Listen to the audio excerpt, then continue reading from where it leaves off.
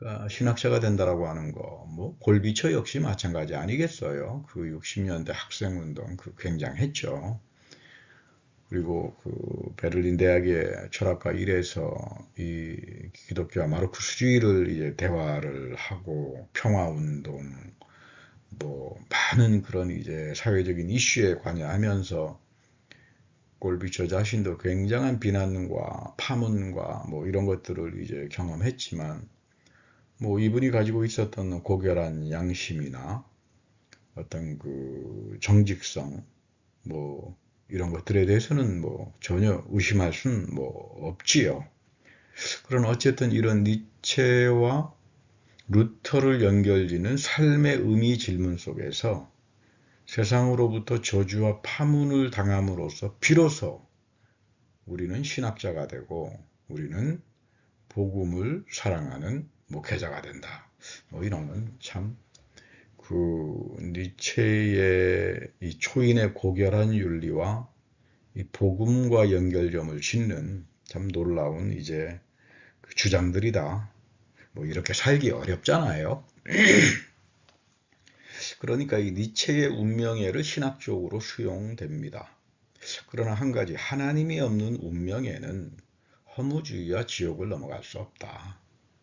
그리고 유대 기독교의 야훼는 그레코 로망의 이방의 신들 영주주의하고는 다르다. 니체는 숨어 계신 하나님과 십자가에 달린 예수를 알고 있었다. 인간은 숨어 계신 하나님을 사랑할 수는 없지 않느냐. 그 모르는 하나님은 우리는 사랑할 수 없다. 그것은 십자가에 달린 예수 안에서 하나님의 무능과 버림을 경험한 자들, 너 자신이 하나님과 그 무능과 버림을 너의 삶 속에서 경험을 하지 않으면 믿음은 가질 수가 없다. 뭐 이건 상당한 말입니다. 뭐 기복주의, 어떤 주술주의, 뭐 이런 어떤 게 교회 안에서 판을 치는 뭐 명품교회, 완전히 그 부르주아 자본주의화가 되어 있는 이런 무당식의 기독교, 뭐 이런 쪽에 가서 너는 하나님의 무능과 버림을 너의 삶 속에서 경험하지 않으면 믿음을 가질 수 없다. 이거 참 어려운 이야기겠죠. 니체는 루터의 영적 고투, 이 안페이퉁이라고 합니다만 뭐 상당히 중요합니다. 이제 루터는 신학을 하는 사람은 영적 고투가 없이는 이 복음의 해방과 자유를 만나지 못한다. 거의 뭐 악마적인 정신적 투쟁이었다라고 이야기하는데, 이게 사실은 니체 역시 루터와 같은 영적 고투를 자신의 고난의 신체에 가지고 있었다. 뭐 사실 니체의 몸이라고 하는 건 악마적으로 저주받았다고 할 정도로 거의 뭐 병으로, 몸의 질병으로 고생을 했는데, 그것을 뭐 아주 담대하게 운명애로 이제 수용할 정도로, 그런 면에서 니체와 루터 사이에는 이 운명애를 담담하게 받아들이는 그런 탁월한 그 태도들이 있다. 그래서 이 버림받음의 경험이 없는 사람들, 삶의 현장 속에서 삶의 의미를 가지고 살았던 사람 중에 이 버림받음의 경험이 없는 사람은 그 니체 철학 이해하기 어렵다. 뭐 이 정도가 됩니다. 신학 쪽에서 볼 때는 뭐 니체 뭐 전집을 다 읽으면 뭐 하나, 무슨 정보, 지식 정보 가지고 니체라고 하는 사람의 철학을 이해할 수 있는 건 아니다. 이런 맥락에서 보면 뭐 하이데거의 현존제의 그 부르주아적인 염려와 죽음 불안, 이렇게 해서 존재론적으로 들어가는 이런 방식하고 뭐 니체는 많이 다릅니다. 신학적인, 너무나 신학적인, 뭐 이건 제가 붙여놓은 말입니다만, 골비처가 그렇게 봐요. 제가 코멘타를 할 때는 골비처는 상당히 니체를 인간적인, 너무나 인간적인이 아니라 신학적인, 너무나 신학적인 뭐 이렇게 보시는 것 같은데, 니체 자신도 아주 재미있는 루터의 말을 인용하죠. 이 세상의 창조는 오로지 하나님의 망각 행위 때문이다. 이 니체가 이 망각을 굉장히 중요하게 생각하잖아요. 구원으로서. 하나님이 무거운 대포를 생각했다면 결코 세상을 창조할 수가 없었을 것이다. 아주 재미있는 말입니다. 루터의 말을 인용한 건데, 만약에 하나님이 세상을 창조하면서 사람들이, 이 인간들이 대포를 만들고 전쟁하면서 저렇게 사람을 죽일 거라면, 그 어떻게 하나님이 세상을 창조할 수 있었겠느냐? 하나님은 망각의 하나님이다. 그 말은 뭐냐 하면, 하나님은 용서하는 분이다. 이제 기억하지 않는다. 뭐 이런 은혜를 이제 이야기하는 건데, 아주 급진적인 하나님의 은혜를 이제 니체는 자기 나름의 계보학적인 방식으로 수용을 하죠. 그래서 아주 재밌는 말을 합니다. 니체는 망각을 요구하는 삶이란 것은 이러한 망각을 잠정적으로 중지해야 한다. 그러니까 중지와 문제틀. 이 말은 무슨 말이냐면 불의한 현실들, 특권이나 카스트 제도나 왕조 뭐 이런 데서 나타나는 억압과 착취와 폭력을 중단시키고 여기에 저항할 때, 다시 말하면 망각이라고 하는 게 의미가 있다. 이건 굉장히 중요합니다. 비록 니체가 어떤 그 귀족주의적인 뭐 윤리를 가지고 민주주의도 비판을 하고 뭐 이런 쪽으로 니체는 정치적으로는 상당히 이제 보수적인 사람이었다 뭐 이렇게 말을 하는데, 오히려 이제 유럽, 뭐 미국도 그런 분들 계십니다만은 니체를 전문으로 하신 분들이 이 부분을 중요하게 끄집어내어서 오히려 사회운동에 니체를 정치적으로 이제 급진화시키는 그런 니체 전문가들도 계세요. 뭐 신학에서는 가장 대표적으로 골비처도 그렇지만 디터 샬롬이라고 하는 분이죠. 아주 뭐 니체를 이런 관점에서 마르크스하고 대화를 이제 시도하는 그런 분들도 계십니다. 니체는 어거스틴의 큐피디타스를 알고 있었고, 자라투스트라하고 구원에 관하여 아주 유명한, 아마 신학을 공부하시는 분들은 반드시 그 자라투스트라의 구원에 관하여라고 하는 내용이 나오는데, 그거를 이제 읽어보면 참 그 니체의 그 정수를 이해하는데 많은 도움이 될 겁니다. 거기에 보면 권력에 빠져 있는 자들, 큐피디타스에 맘몬, 돈의 노예가 되어 있는 자들, 그저 남을 음해하고 남을 탈취하려고 하는 그런 이 민중 도덕을 가지고 있는 정신적 불구자, 그 부분을 이제 이야기하면서 이들은 치료의 대상이다, 치유의 대상이다, 뭐 이런 말을 하죠. 뭐 이런 면에서 신학적인, 뭐 너무나 신학적인 그 니체의 모습을 우리가 볼 수 있을 거예요. 그러나 골비처가 니체에 대한 비판적인 질문 또한 간과할 수 없습니다. 골비처는 권력이지 1장 5절에 나오는 니체의 신죽음이 과연 의미가 있느냐. 오히려 니체는 인간의 죽음을 말한다. 거기에 그런 말이 나오죠. 코페르니쿠스 이래로 인간은 중심의 자리에서 변두리 X로 밀려나갔다. 인간은 X인간이 됐다 이 말이에요. 이것은 근대 자연과학의 무신론적인 귀결이다. 그러니까 X인간은 신의 죽음과 더불어 같이 사라졌다.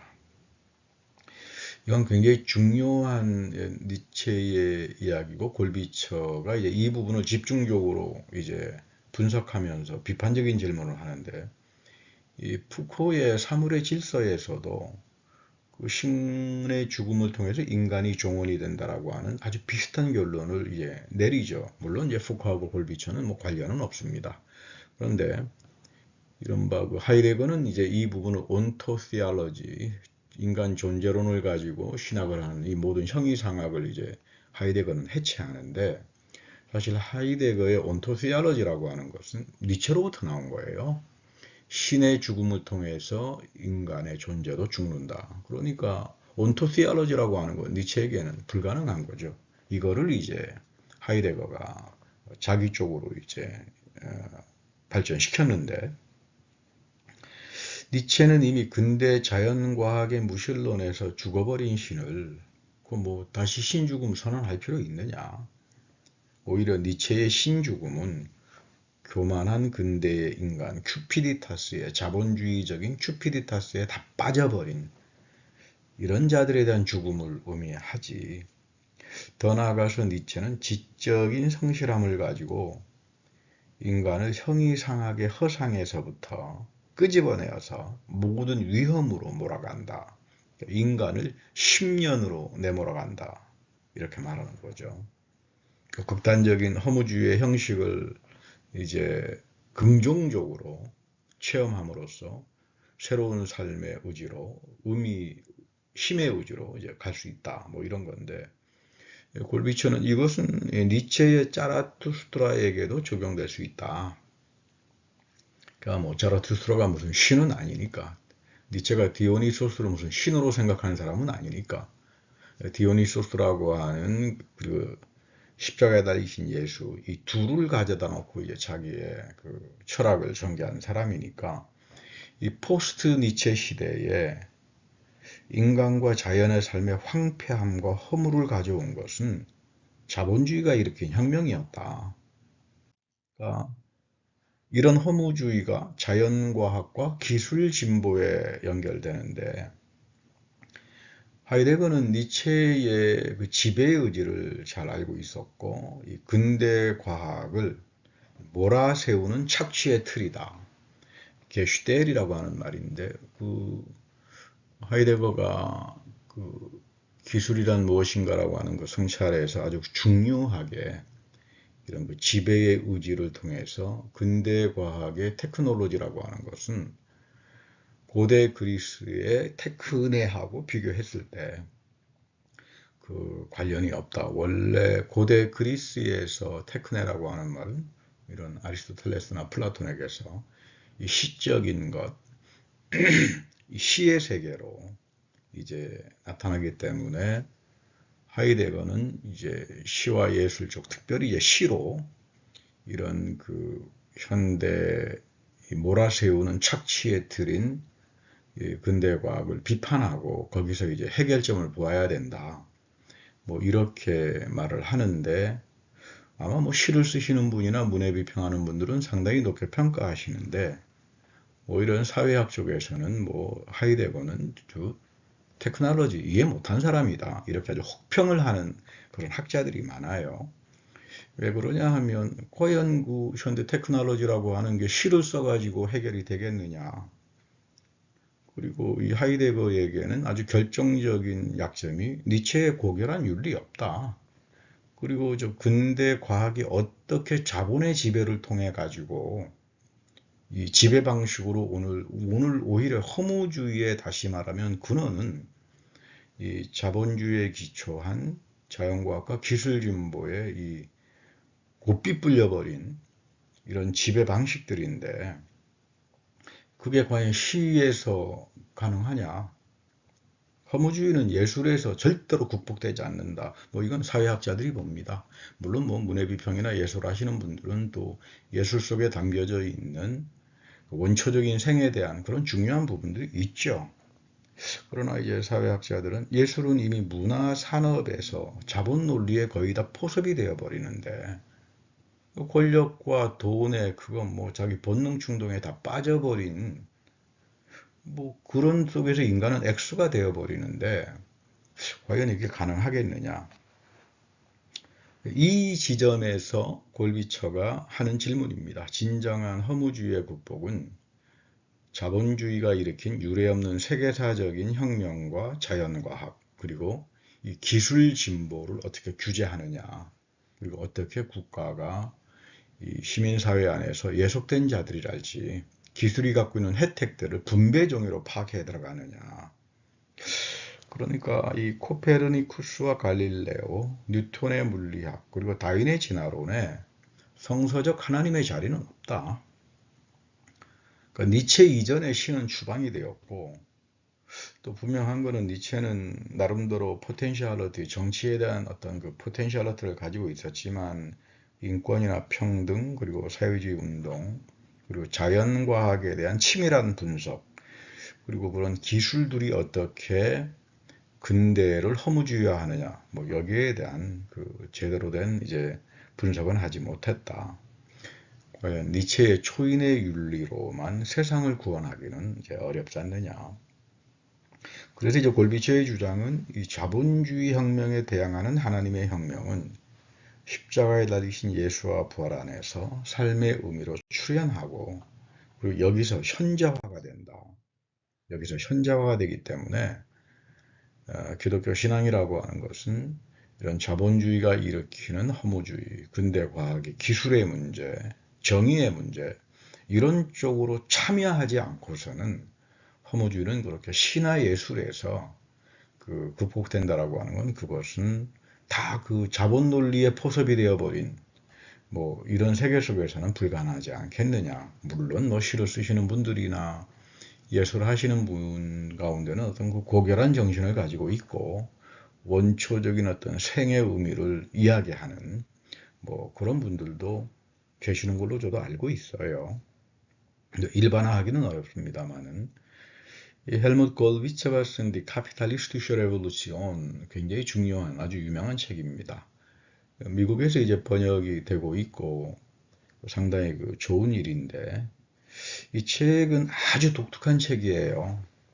마르크스 자본론 이해하지 못하면 이 책 이해 못합니다. 그러니까 이거를 이제 세계 경제 시스템으로 읽어요. 참 독특하죠. 흔히 마르크스는 뭐 국내의 자본과 논리의 관계, 노동 관계 뭐 이쪽으로들 가는데, 골비처는 그렇게 안 봅니다. 마르크스 자본론 안에 담겨져 있는 자본과 해외 시장, 이미 마르크스는 이 자본주의를 세계 경제 시스템으로 봤다. 그리고 여기에 그 요한 갈퉁이라고 하는 노르웨이 평화사회학자죠. 노르웨이 아주 유명한 분입니다만은, 요한 갈퉁의 제국주의 구조이론, 이거를 접합시켜요. 그러니까 일반적으로 뭐 제국주의 그러면 레닌 또는 홉슨, 원래 뭐 이제 영국 부르주아 경제학자입니다만 홉슨이 제국주의를 썼고, 뭐 레닌은 거의 뭐 홉슨 거 다 베끼다시피 뭐 했기 때문에 특별히 뭐 대단한 건 없어 보여요. 그리고 힐퍼딩, 루돌프 힐퍼딩의 금융경제, 그러니까 홉슨, 힐퍼딩, 레닌, 이것이 하나의 모델 틀인데, 이거 가지고 보지 못하는 점들이 너무나 많다. 물론 이제 이 레닌, 홉슨, 힐퍼딩의 제국주의 모델이 이제 많은 제한점은, 특별히 미국에서 폴 바란이랄지 폴 스위치 같은 사람들이 이제 비판적으로 보충도 하죠. 뭐 인종 문제랄지 뭐 그렇게 하는데, 이제 골비처가 중요하게 보는 것은 이 중상주의 시대에 스페인이 가지고 있었던 본원적 축적, 자본 1권에 보면 이 아주 막스가 본원적 축적을 중요하게 다룹니다. 뭐 이런 것들이 산업혁명의 역사적인 태도가 됐다. 뭐 그러니까 영국이 뭐 산업혁명을 했다라고 하는 게, 영국이 뭐 잘나서 산업혁명을 한 건 아니고, 이미 그 전에 중상자본 시대에 이 스페인의 남미 약탈, 뭐 참 엄청나죠. 그 이후에 또 스페인이 뭐 이제 영국과 전쟁하면서 영국 쪽으로 다 자본들이 해외 식민지를 통해서 유입됐기 때문에, 자본주의는 무슨 국내에서 뭐 산업혁명 통해 가지고 일으켰다라고 하는 건, 그건 상당히 분명한 이야기가 아니다. 거기 보면 이제 마르크스가 중상주의 시절 스페인의 오늘날 아마 도미니칸 공화국일 겁니다. 엔코미엔다 시스템이라고 하는 걸 만들어서, 경제 착취 시스템입니다. 엔코미엔다. 스페인 왕이 그래 너희들은 가서 기독교 문명 선교를 하고, 대신 거기 이제 원주민들은 대가로 거기에 광산이랄지 뭐 금들이 나오니까 노동을 해도 된다. 뭐 그래서 아주 유명한 바돌로메 드 라카자스 이제 가톨릭 신부인데, 아주 스페인 제국주의 문명 선교, 원주민들의 삶을 아주 보호하다가 이제 그런 하나의 대단한 예언자였죠. 그래서 골비처는 이 부분을 이제 마르크스 자본 1권에 나오는 중상주의 본원적 축적을 중요하게 봅니다. 그러니까 홉슨과 힐퍼딩, 레닌의 제국주의 모델에서 세계 체제로서의 자본주의 문제와 인종차별, 특히 이제 흑인 노예 무역, 이거 뭐 한 500년 정도, 뭐 참 허무주의의 가장 근원이죠. 서구 문명의 허무주의는 이겁니다. 흑인 노예 무역하고, 두 번째는 이제 그런 식민주의인데, 이 두 가지가 하이데거에게, 니체에게 전혀 언급이 안 된다. 뭐 이거는 칼 바르트도 언급 못해요. 이런 면에서 골비처는 바르트하고는 상당히 또 다른, 자기 선생을 존경하지만 이 바르트가 갖고 있는 약점과 한계에 대해서는 또 날카롭게 이야기하기도 하고, 재미있는 것은 이 골비처는 사회 구성체, 여기서 이제 마르크스가 사적 유물론을 이야기하는데, 거기에 검토해보면 마르크스는 그런 말 하죠. 사회혁명을 일으키는 생산 양식을, 생산력을 해방시키는 그것은 자연과학과 기술혁명에 있다. 그러니까 자연과학이라고 하는 것은 뭐 상부구조에 속하잖아요. 굉장히 중요합니다. 그러니까 뭐 경제가 모든 걸 결정한다. 마르크스 그런 말 한 적 없다는 거예요. 사적 유물론의 핵심은 사회 구성을 혁명으로 가져가는 것은 생산력의 엄청난 발전을 가져오는 자연과학, 기술혁명이죠. 그런데 이런 과학기술이라고 하는 건 정치의 권력 지배에 묶이잖아요. 그러니까 이 부분을 어떻게 규제하고 여기서 나타나는 기술 혜택을 사회에서 밀려나가는 자들에게 분배의 종류로 가져가고, 이런 것들을 우리가 방어하지 않고서는 허무주의 국복이라고 하는 것은 그거는 아무런 의미가 없다. 이렇게 이제 아주 정치경제학적으로 접근을 합니다. 여기는 아주 이 책에서 중요하게 다루는 핵심 태자가 위로부터의 계급 투쟁이에요. 이건 이제 칼바르트가 자펜비 시절 때 아주 유명한 조치알리스트 시레데라 그래서 사회주의 연설 자료들, 뭐 오늘날 거의 다 이제 편집이 되고 있는데, 위로부터의 계급 투쟁이라고 하는 말을 아주 바르트가 중요하게 봅니다. 이 부분을 이제 레닌의 국가와 혁명하고 비판적인 대결을 하면서 사용을 했던 내용인데, 골비처는 바르트의 위로부터의 계급 투쟁을 당대 칠레 아엔덴 정권을 역사적 신뢰로 분석하는 거예요. 뭐 칠레 아엔덴 정권, 미국이 피노체트를 통해 가지고 전복을 시키는 이른바 지배계급 위에서 끊임없이 계급 투쟁이 실현이 된다. 그러니까 이 부분들을 보지 못하면 지나친 어떤 파시즘적인 뭐 생사를 건 투쟁이라지 계급 투쟁이라고 하는 것은 마르크스가 보는 사적 유물론과 사회 구성체, 이런 중요한 진위를 파악하기 어렵다. 그래서 이 자본주의가 일으킨 허무주의를 극복하기 위해서는 국가는 시민사회를 위한 시민사회 국가로 변혁돼야 된다. 뭐 이것을 위해서는 언제든지 개혁과 혁명은 같이 진행될 수 있다.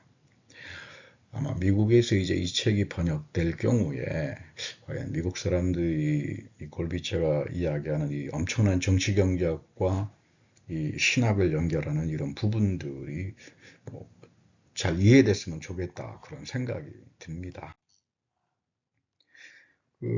골비체는 재미있는 책 썼습니다. 아가서, 주석을 써서 토라 제1계명, 뭐 생육하고 번성하라, 에로스의 생애 원리를 표현한다. 그러니까 이제 이 책은 60년대 학생운동 때 학생들에게 이런 MP랄지 뭐 이런 어떤 가면서 여성들에 대해서, 친구들에 대해서 성적인 큐피디타스에 빠져서는 안 된다. 그거는 부패와 타락이다. 이런 에로스적인 생애 원리를 가지고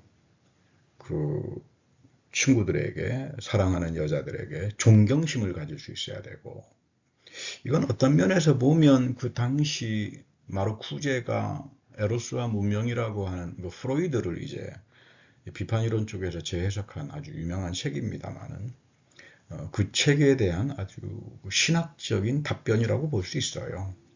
그러니까 기독교는 절대로 금욕주의적이거나 그런 게 아니라 에로스의 이 생애 원리를 승화시켜서 정치, 경제, 사회, 문화 전반에 걸쳐서 하나님의 토라는 우리들을 그런 해방의 존재로 가져가게 하는 거지. 본능 충동인 성적 어떤 큐피드 탓에서 빠져가지고 거의 나중에는 불구자가 되어버리는, 미투나당하는 그런 삶은 절대로 학생운동이나 사회운동하는 사람들에게는 그 부패로 가서는 안 된다. 이제 그런 이야기를 담고 있습니다. 어쨌든 골비처가 이야기하는 것은 디오니소스의 생애 원리, 뭐 에로스적인 생이겠죠. 그리고 프로메테우스적인 해방. 이건 뭐 마르쿠스의 이야기인데, 이 토라의 사회 정의와 역사적 예수, 그리스도와 대립되지 않는다. 이렇게 보는 겁니다. 같이 간다.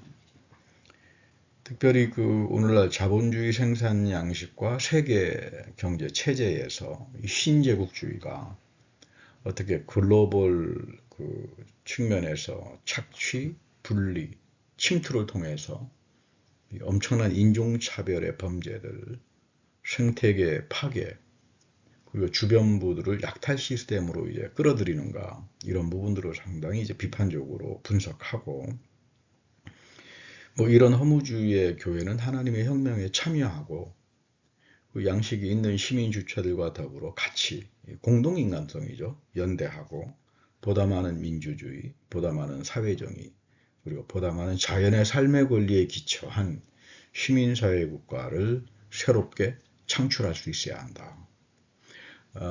이런 면에서는 골비처는 루소와 그리고 마르크스가 생각했던 이 부분을 상당히 중요하게, 혹은 이링태초도 마찬가지입니다만은 하나의 국가 모델로 이렇게 봅니다.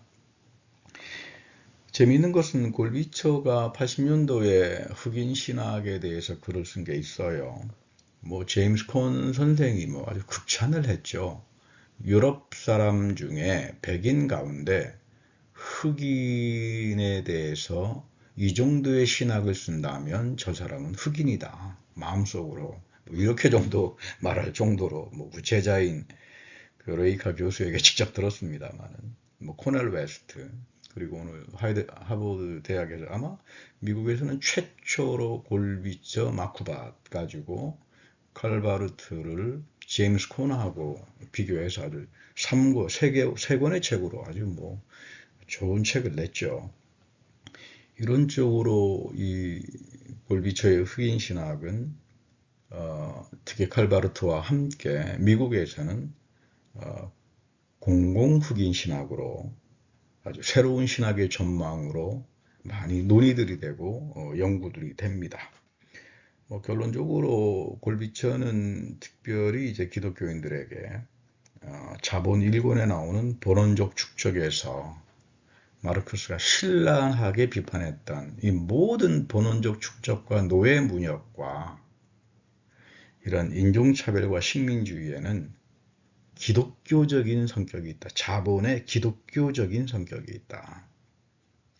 반드시 이 텍스트는 읽어야 된다. 그리고 여기에서부터 전향하고 자기를 반성하고 돌아서지 않으면 이 기독교 신학을 한다는 것은 불가능하다. 뭐 이게 이런 태도를 가지고 기독교의 믿음을 가진 사람들, 뭐 그것이 평신도나 또는 뭐 종교인 목회자든지 간에 오늘날 자본주의가 일으키는 허무주의 혁명, 이 공허하고 허무주의 혁명에 대해서 니체와 하이데거하고는 철학적으로 대화를 하지만 이 하나님의 변혁, 하나님의 세계 변혁 또는 하나님의 혁명을 향해서 기독교인들은 믿음을 가지고 자기 존재가 서명이 되어 있는 자들이다.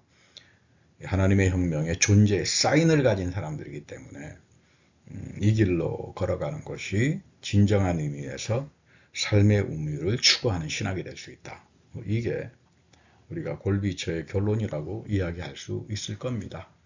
여러분 감사합니다. 오늘은 이 정도로 제가 정리를 하겠고, 틈틈이 신학에서 보는 철학들, 또 기회가 되면 하이데거가 비판한 니체, 이런 부분에 대해서 계속 이어가도록 하겠습니다. 감사합니다. 건강하세요.